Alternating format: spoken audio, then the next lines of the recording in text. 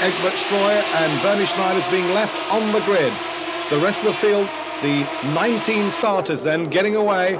Number 1 on the right-hand side of your picture, of course, world champion Steve Webster, but it's number 3, Bilan, that goes through into the lead. In third place on this opening bend, it's the Zeebrugge brothers, but poor old Egbert Streuer still stuck fast on the grid. He's being pushed away. They will make repairs to it, but unfortunately will cost them some 5 laps. So in the lead then, it's Bilan, Webster, Zeebrugge, and the rest of the 19 pack going through the twists and turns of this dry Nurburgring circuit, but the forecast for Sunday was to be wet. Side by side, Steve Webster takes the lead from Rolf Bilan. Webster, Bilan and Zeebrugge, and Bilan now makes another attack going up the inside at the first corner, and through into the lead has gone Bilan. Webster drops back to second place, but in this highlight report we're showing you on Motorsport News, we really can't do justice to this unbelievable sidecar race. And once again we've got a new leader. They were changing all over the circuit. Steve Webster and Tony Hewitt back in the lead, but Bilan there on the charge, and Alain Michel coming up well with the Elf example. Oh, and they touch, and Bilan missed a gear.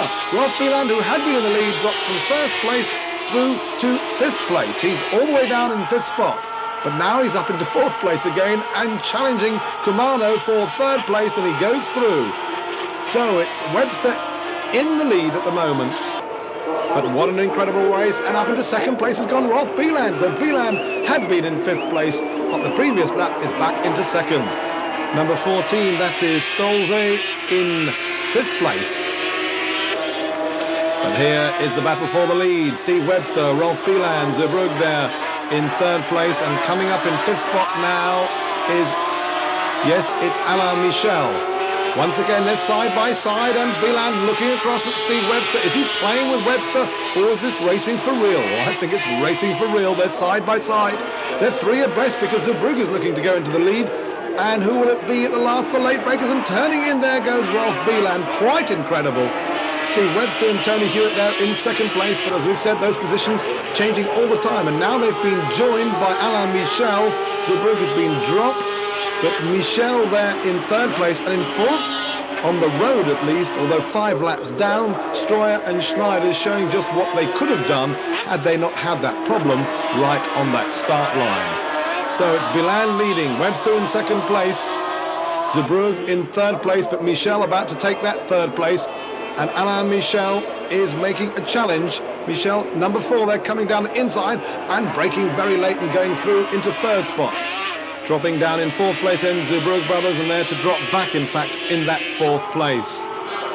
So the battle, 3-way battle for the lead. The Team Lucky Strike, Streuer their entry, 5 laps down, 4th on the road, but all eyes on the trio battling for the lead because they're 3 abreast coming into the corner. And Michel looks to the inside, last of the late breakers, and he outbreaks himself because he loses his lead that he gained momentarily, and back into the lead goes number 1, Steve Webster and Tony Hewitt. Well, Michel was to retire with a blown engine, leaving these two to fight it out to the finish. On to the last lap they go with Steve Webster, the world champion, and Tony Hewitt leading. Number 1 leading, number 3, Rolf Bilan and Kurt Waltersberg. But just watch them at the end of the start-finish straight as they start this final lap, blasting through on the inside with really superior speed. Rolf Bilan and Kurt Waltersberg going on to their 2nd victory of this 1988 Grand Prix season. So after 2 rounds, Bilan and Waltersberg lead the World Championship with 40 points. 2nd, Webster and Hewitt on 32. And in 3rd place, the Zeebrugge brothers with 21.